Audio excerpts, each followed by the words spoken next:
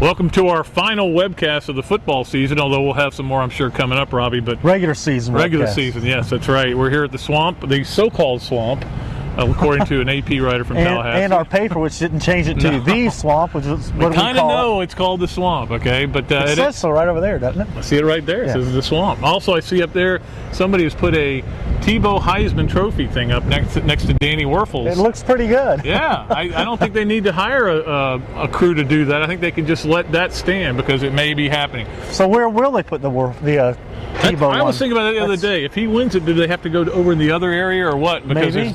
They only have room for two, but we'll see if that happens in a couple of weeks. I think certainly what Tebow did tonight didn't hurt his chances. There's no question about that. 3 touchdowns throwing, 2 running, and 51 touchdowns for the season. That is an ungodly number. It's amazing. They asked Meyer after at his press conference, can you put that in perspective? He goes, I can. Yeah. There's been nothing like it before. I mean, 51 touchdowns, one player, one season. Pretty incredible. It is amazing. And he, as I wrote in my column, Robbie, the first touchdown, that did it for me. That's all I needed to see. Okay, you answered Darren McFadden, you answered all the other guys.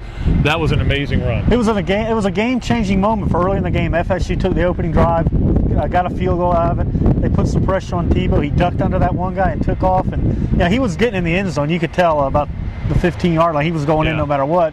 And he did. It changed the whole tone of the game. And again, some great long throws. Some made all the big passes. I think he threw one pass where I thought it was a poor throw in the entire night. Yeah, which says a lot about him. But it wasn't all Tebow. Let's make sure we're clear about that. Percy Harvin, after being out for 2 weeks, you wondered if he'd be 100% because it takes a while to get your football legs back under you. Wow. Man, what a difference that kid makes. Yeah. I mean, his last touchdown run was just, he makes a cut here, a cut there, and all of a sudden he's in the clear. It's an amazing player, and he takes a lot of pressure off of everybody. I know I've seen guys that are that good, the Barry Sanders, Gale Sayers in his prime, who can cut while they're at full speed, but I haven't seen one here. And Wes Chandler probably the closest thing. Nat Moore maybe when he had that first year here. But the thing is, too, Tebow was talking tonight about mismatches.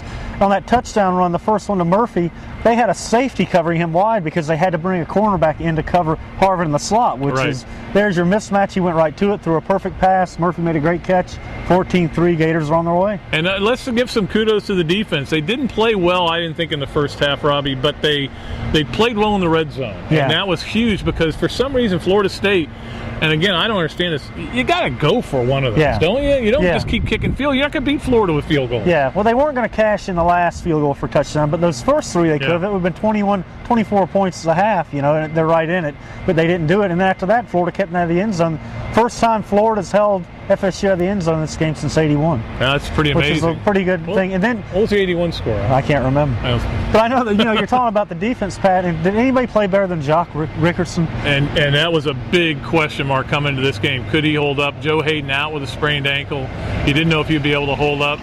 Hey, I thought we were going to get by without any noise. Yeah, well, one little thing. That's not too bad. No, but the kid made plays. I mean, he played with confidence. And Tebow said before in games he would almost cry before he went in because he wasn't sure of himself. The kid went out fired up and played the game of his life. He did. Tony Joyner probably played one of his best games. In fact, I told Robbie, I said, who was that dart that came running up to make a tackle to stop a third down play? Because I've never seen Tony Joyner run that fast in his life. Yeah, I think it was a fourth down play. Was it fourth down? Yeah. But all of a sudden we're thinking, who is this blur coming? And he got up, it was number 19. It was like, wow, where's it been?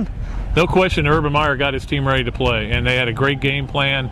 Florida State just doesn't have many playmakers. No. Yeah, their offensive line struggles a little bit, and Florida really played well up front this game.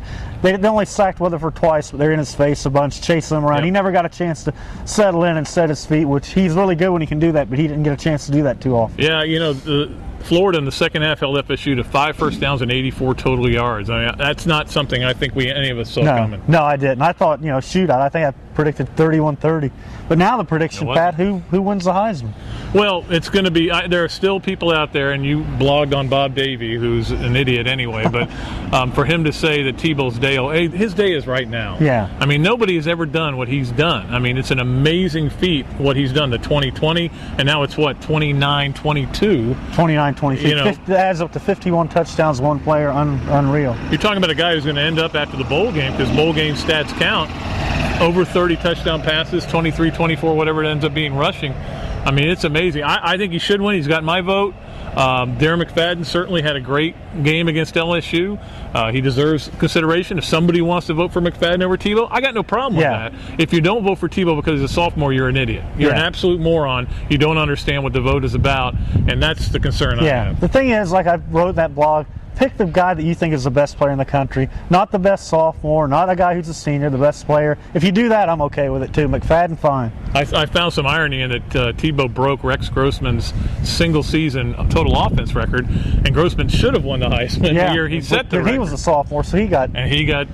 What, can we say that? He got screwed. There you go. You can say that, right? I think you can. I think I wrote it, so I guess you can say it. No, I wrote it. But that was 2001. And, here's a great stat. Florida, they're spinning it pretty hard, and I don't blame them. That's their job. Florida, Tebow and McFadden have played against 6 common opponents. I think Tebow has 25 touchdowns. McFadden had 7 in those games. I mean, there's a lot of reasons. But hey, look, McFadden's a great player. He may be the best player in the country, but if my vote's going to go for Tebow, and it's not being provincial. Yeah, and now here's one thing I'm hearing, Pat, is you should vote for the Kansas quarterback because he doesn't have the players around him that Tebow does. Well, last I saw, he was getting smacked. But can you bring that into play? The guys producing all these scores because of the players around him are obviously great, and they're the reason he's done what he's done. But to say I'm voting over someone else because he's got better players around him, I don't know. No, I just look. There's no handbook for the Heisman. We'll all vote our conscience, and some people vote silly stuff. And again, I don't have a problem if Tebow doesn't win it. If he doesn't win it, he doesn't win it. But who's Spurrier going to vote for? I think we know. I know who Danny's we're voting for. I talked to Danny last week. I think he's voting for Tebow. He didn't want to come out and say it. It's a private thing, but he said he's at the top of his ballot, and there's only one top of the ballot. But the bottom line is, all this Heisman talk aside, that's 4 straight over the Seminoles. And I think for Gator fans who suffered through the 90s against FSU, I know 96 was great, the Sugar Bowl, and there was a 97 game here that was unbelievable. But it wasn't great in the 90s to have done what they've done now with Meyer, and even don't forget who started out this streak. Another thing you thank Ron Zook for. He got this going back in Florida's direction with that game up in Bobby Bowden Field. Yep, and tonight was probably, I think, the biggest beatdown I've seen of a Florida State team by a Florida team since back in the 80s when they were easily the better team. So certainly a big win for Florida, 9-3. That probably secured them the Capital One Bowl, maybe against Illinois. Although we'll wait and see. There's some talk that Ohio State ends up in the national title game. Illinois goes to the Rose Bowl. And we have to deal with Lloyd Carr for a week. Yeah, I don't want to think about that. No. One more thing about tonight we haven't mentioned. Geno Hayes. Yeah. Did he play? Officially he did, I guess, but he didn't really play. It kind of reminds me of the game in '97 when Wadsworth, I'd forgotten he had a great year coming in, and I forgot he even was in the game because he didn't make a play. But Geno Hayes popped off and then didn't make any plays. 1 tackle in the 4th quarter. Bobby Bowden said he didn't have a problem with it. He said that was our, what's he supposed to say? We wanted to stop Tebow. Yeah. Well, you just couldn't do it. You didn't, and you didn't stop Percy Harvin, and Florida gets the win. And certainly I know a lot of Gator fans celebrating into the night here at the Swamp or outside the Swamp. The Swamp's closed up pretty much. We're the last people in it. Us and Trish. We want to thank Trish for a great year, too. She's been very patient waiting for us to get done with our stories. She's got the hardest job in America trying to make us look good. And she has not succeeded as of yet. So she's got one more chance, maybe next week. Next week we'll do an SEC webcast and talk about the SEC game, which I'll be going to. Why, I'm not sure now because of LSU's loss, but it'll be exciting. And then we'll do a Heisman one as well. So you're not done with us yet, Trish. We're going to come back for more. Till next time, Robbie, Andreu, Pat Dooley, the Gainesville Sun, saying so long from the so-called Swamp.